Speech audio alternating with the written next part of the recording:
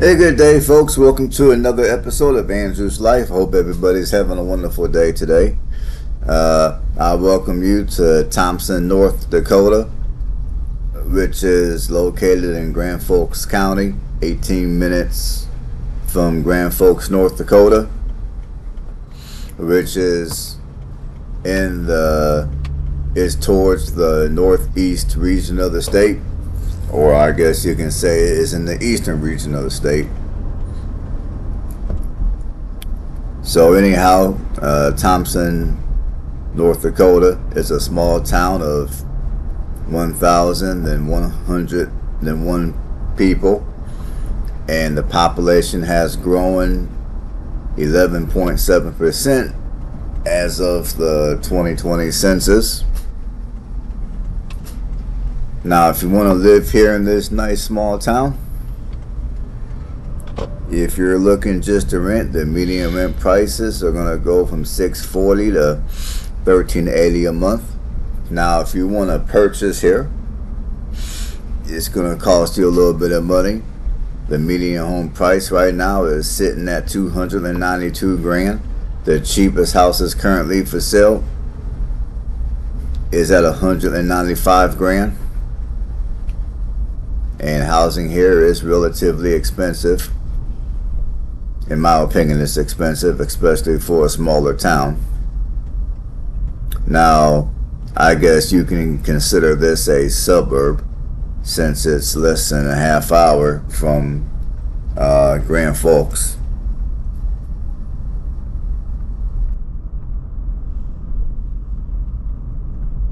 Now, the crime here is extremely low. Your property crime and your violent crime are well below national average, so that's a good thing, of course. Now, if you want to live here in this small town, I mean, if diversity is a thing for you, you may not like it here. That's not to say that the people that are here are bad folks. It's just to say that if you're into multicultural and all that type of good stuff, this isn't going to be your place.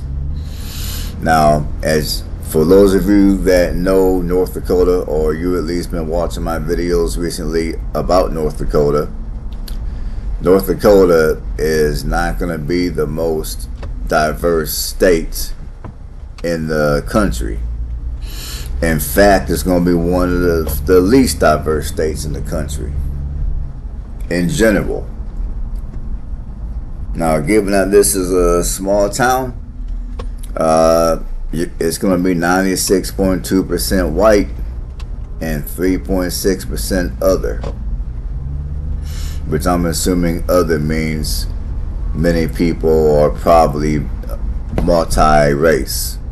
And I would say here in North Dakota, you got a lot of, you do have a fair amount of people that are white mixed with Native American or vice versa, and you do got a few biracials up here. When I say biracial, I'm talking white and black. So you do have a fair amount of people that live up here that are multi-race, and typically they're all mixed with white.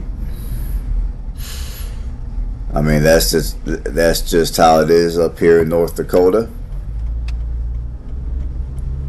And of course, again, if you've been watching my North Dakota videos, you know in North Dakota, you should know by now, that North Dakota is a very cold place.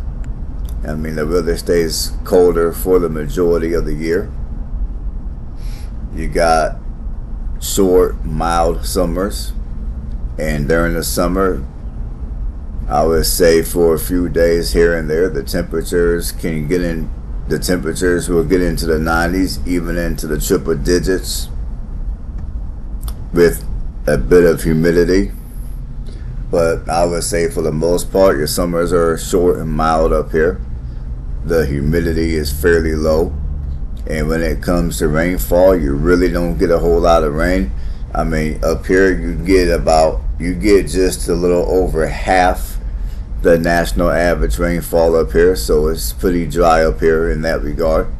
Now when it comes to snow, you get a little more above the national average snowfall. Like around here, you'll get maybe 30 some odd inches of snow per year.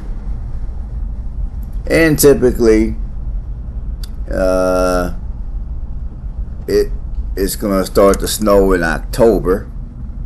And the snow will last until April. That's what they say anyways. However, if you talk to some of the locals up here, they'll probably tell you a little different. They'll probably have stories to where they had a major snowstorm in September, or maybe they got hit with a major snowstorm in June.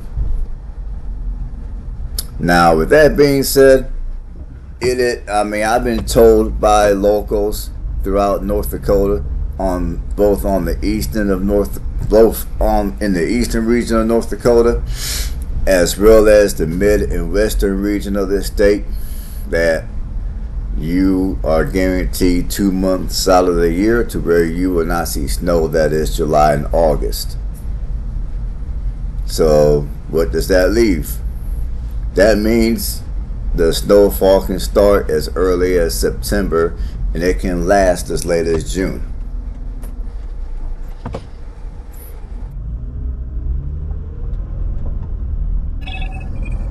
And your temperatures, as far as it goes for your winter temperatures, your temperatures are gonna really start to get like super cold. I would say starting in November.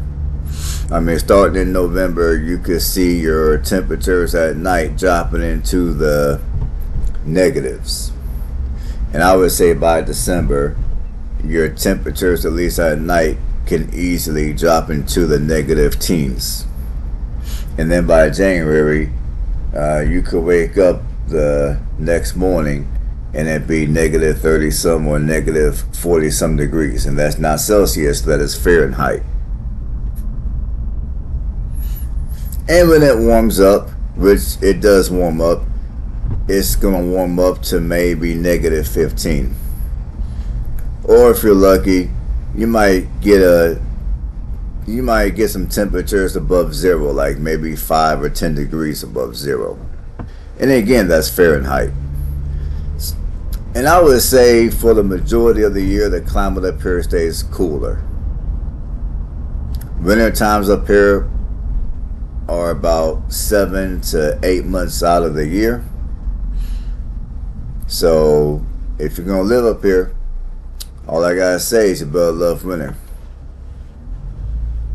And let's see what else. And even during the summertime, even during this time of the year, right now as I speak, right now it's July. Now when I came up here, it was earlier this month when I was up here. And typically at nighttime, the temperatures will cool down into the low 50s. So depending on what time of the day or night that you go to bed, when you wake up the next morning to go to work or do whatever it is you do, don't be surprised to wake up and it be 52 degrees outside, and now all of a sudden you gotta wear some pants and a windbreaker to go outside and take care of your morning routine. That's how it is up here in North Dakota. Now, if you're like me and you're up here and you were living out of your van, your nights can get a little cool. And temperatures might get low enough to where if you have a low tolerance of cooler temperatures, you might have to get up and cut the heat on in your vehicle, even though it is July. So just bear that in mind as well. And as I'm going to always tell you on videos like this, if you're coming up here looking to purchase a home, my advice to you is, unless you're accustomed to winters in the upper Midwest, I would not suggest you buy a house right away. Come up here, pay some rents, and stay up here for a couple of months during the winter, like January and February. And after you do that, if you think you can deal with renters up here, then do what you do when it comes to purchasing a home. So let's go on with some basic information about the city. The first residents of the town were business owners who had come to support the needs of the new settlers to the area at the time. The town was named Norton due to the first building of the town being adjacent to the landowner of George Norton, which caused issues with the railroad in 1881 because there was already a Norton, Minnesota close by. The name of this town was changed to its current name, Thompson, in honor of Albert Thompson, who was a commissioned postmaster in 1881. Alright folks, that's about it. You guys know what to do. Y'all have a blessed one. I'll see you on the next one.